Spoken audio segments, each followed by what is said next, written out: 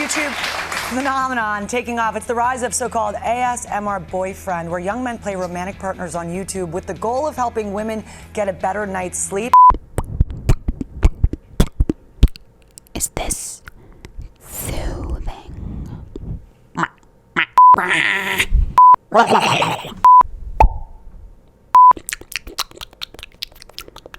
god, I wish I had something. Ooh, I have something crunchy. I have something crunchy to eat. Aren't you excited? Are you ready for this?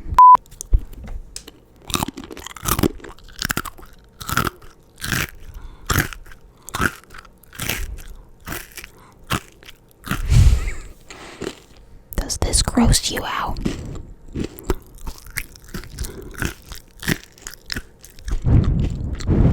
This is my least favorite video to film of my entire life. Years of academy training wasted.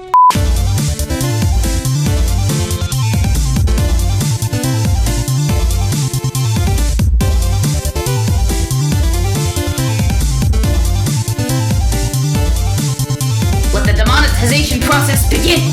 Good afternoon, ladies, gentlemen, cephalopods, and robot men alike. I am your host, Weebo Jones, and I hope you enjoyed that segment of Weebo Does ASMR, because you have just had the privilege of simultaneously witnessing the rise and the subsequent fall and plummet of my career in the ASMR community. Never again. No. Now that I've given you all the heebie-jeebies this fine Halloween month, allow me to continue down that path with nonsense that I discovered while traversing the interwebs. I know it's not my normal content necessarily to do something such as this, but it's somewhat parallel social commentary, I guess. It's a cousin. Humor me. Because this has been annoying me for long enough, and I need to vent about it. Oh boy, do I. But first, some definitions and background for those in my audience not so well versed in the culture of the internet. Now, the term ASMR is an acronym short for Autonomous Sensory Meridian Response. That response being described as a tingling sensation on the skin that begins on the scalp and moves southwards down the back of the neck and upper spine. This is an experience classified as a form of low-grade euphoria triggered by a specific auditory or visual stimuli. In 2015, Emma Barrett and Nick Davis published a study asserting that among these auditory triggers, whispering was found to be effective in triggering 75% of the 475 participants of said study, linked down below for you to peruse at your leisure. This was of course followed by personal attention at 69%, crisp sounds at 64%, and slow movements at 53%. Why, or perhaps how, does this pertain to the internet and internet culture, you may be asking? Oh boy, are you in for a heckin' of a rabbit hole, my dudes, because it just keeps on going. Contemporary media has been riddled with ASMR content for much longer than you'd actually think or expect, with particular attention to Bob Ross, an unintentional happy accident of ASMR. The painter and his television series The Joys of Painting was found to affect some viewers with the ASMR response. Pull from the outside in. There. See, try to pull though from the outside in. If you start here and come across, it'll leave a great big mark. It's very hard to blend out. And we want to make this as easy as possible. And here, all we'll do is just blend that together. More recently, there's been a rise in what is referred to as binaural recordings by video creators on this very platform in the style of ASMR, and they will record everything, and I mean everything, from painting in the style of Bob Ross to eating pickles.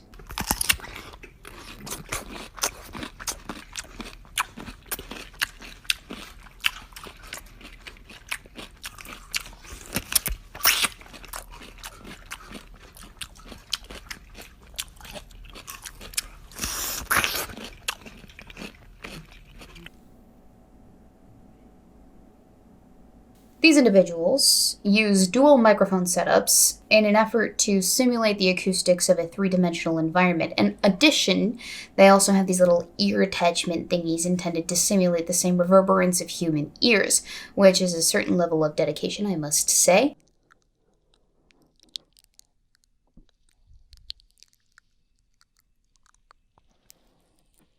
But while I've been describing to you all the intricacies of the world of ASMR YouTube channels, you'll notice that I've also been playing some examples on the screen here that include the very physical nature and behavior of individuals that engage in ASMR on the YouTube platform.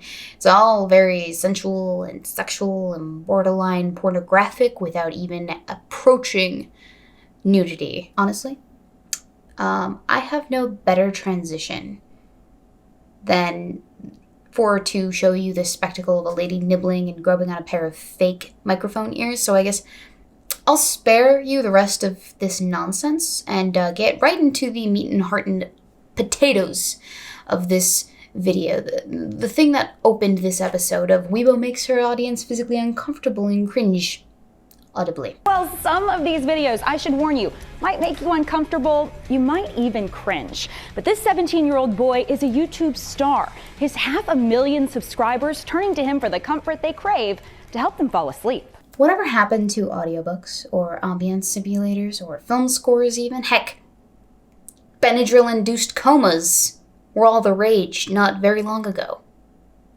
What have we become as a people? As a species? Hell, run a mile, drink some warm milk and call it a day, why don't you? You do not need ASMR boyfriends to help you fall asleep. This is so sad. This is so pathetic. I just... Where are we going? Welcome back. I'm certainly glad that you could join me today. 17-year-old Owen Dennis Riley looks like the perfect boyfriend who says all the right things. Is anything else bothering you? But Owen isn't anyone's boyfriend. He just plays one on YouTube. This nonsense, because that's what it is not relaxing. ASMR itself is inherently creepy in my opinion, and this is just 12 degrees of extra awkward and cringe on top of that. The fact that 500,000 people out there find this to be relaxing enough to lull them to sleep, maybe, is indicative of a society-wide problem, I'll say.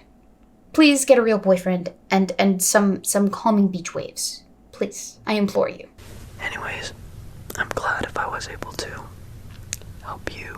He's petting the camera. He's petting the camera. His channel, which has over 500,000 subscribers, is Dennis ASMR, part of a growing trend of videos known as ASMR boyfriend roleplay.